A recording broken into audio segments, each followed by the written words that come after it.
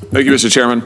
Madam Secretary, last fall, the parents and students at Jana Elementary in the greater St. Louis area, Florissant, Missouri, the Hazelwood School District, learned that their school was potentially contaminated by radioactive waste dating back to the Manhattan Project, as verified by independent third-party testing. This was in October of last year. The school was subsequently shut down. The kids were sent home. For months, they weren't in school at all. It was distance learning, which, as one parent said at a school board meeting, is not learning at all.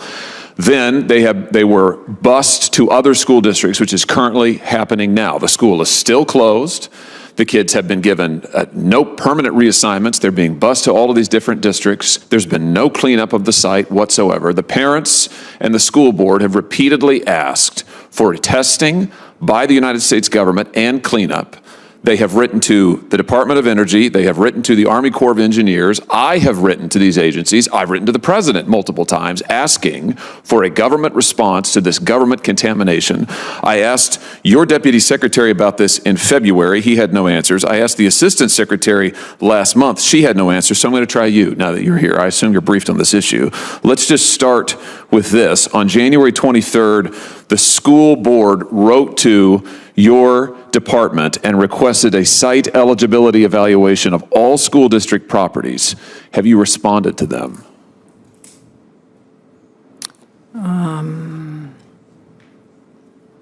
Yes, we did. And what did you say? We responded. First, let me just say, totally understand the significance of the parents' concerns here. Obviously, we don't want any school children to be going to school where there may be a risk of radiation. As you're probably aware, and as we said in the letter to them, that in 1997, Congress transferred the administration and the execution of formerly utilized sites remedial action program, FUSRAP, to the U.S. Army Corps. And that, it's my understanding, they have been doing testing, and they are the ones who have the responsibility and the jurisdiction for management of FUSRAP activities. It's only when a site has been totally cleaned up and finished that it comes over to our environmental management. The Army Corps, as I'm sure you're aware, says the opposite. They have directed the school district to your agency. They have said, which is why the school board wrote to you on January 23rd. The Army Corps said they needed additional authorization from the Department of Energy, which is why they wrote to you. That is what they have told me as well. They can't do additional testing. They can't do any cleanup without additional authorization. They have pointed us to you. This is what I said to your deputy secretary in February. This is what I said last month. I have not gotten any responses from anybody, not from your department, not from the administration, nobody. I'm sure you can appreciate the deep frustration doesn't quite do it. These kids have been potentially exposed to radioactive waste in their school. The testing found it in the dust particles in the school itself, and now they can't go to school, and for months now, they have gotten complete runaround from this administration. The Army Corps says it's DOE's fault. DOE says, oh, it's the Army Corps' fault. Nobody will do anything. So what are you going to do? Well, I'm going to follow up with the Army Corps because it's my understanding that they understood that it's in their jurisdiction, and if you're telling me something different, then I have to go back and follow up. So, well, what are you going to do for the kids to get this school reopened? Will you designate it as a new FUSRAP site? You could designate the school under the Memorandum of Understanding. You can designate the school and the school district as a FUSRAP site. Will you do that? Let me go back and check if I can, because it's my understanding it was not under our jurisdiction. It would not be until all cleanup is done. So let me follow up. Okay. It is April. This happened in October. Mm-hmm.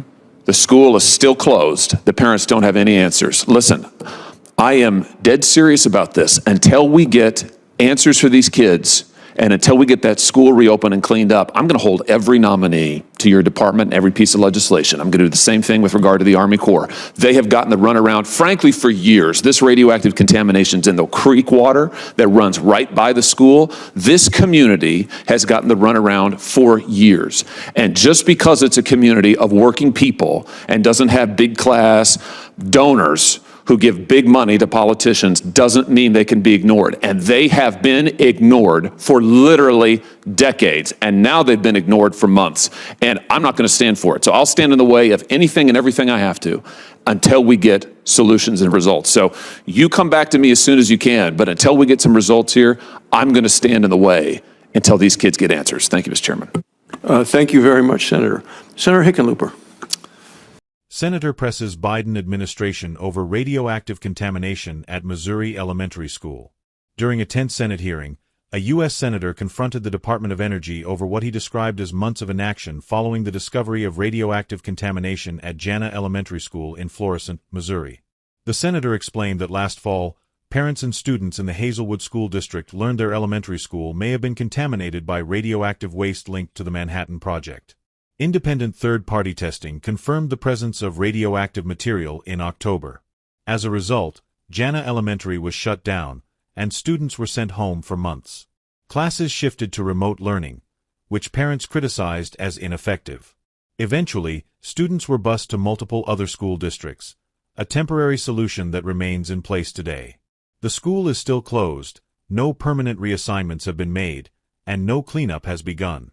The senator said parents and school officials repeatedly requested federal testing and remediation, writing to the Department of Energy, the U.S. Army Corps of Engineers, and even the president.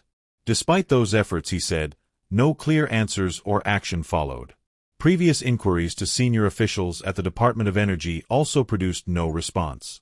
At the hearing, the senator asked whether the Department of Energy had responded to a January 23 request from the school board seeking a site eligibility evaluation for all district properties. The department confirmed it had replied, stating that responsibility for cleanup under the formerly utilized site's remedial action program rests with the Army Corps of Engineers.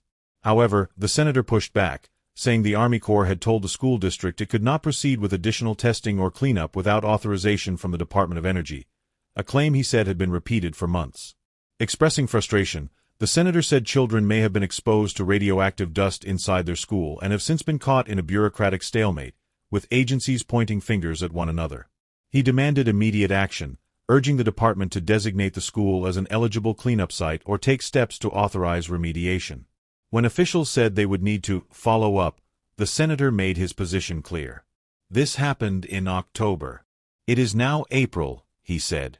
The school is still closed. Parents have no answers. The senator vowed to block all Department of Energy nominees and legislation, and apply the same pressure to the Army Corps until the school is cleaned up and reopened.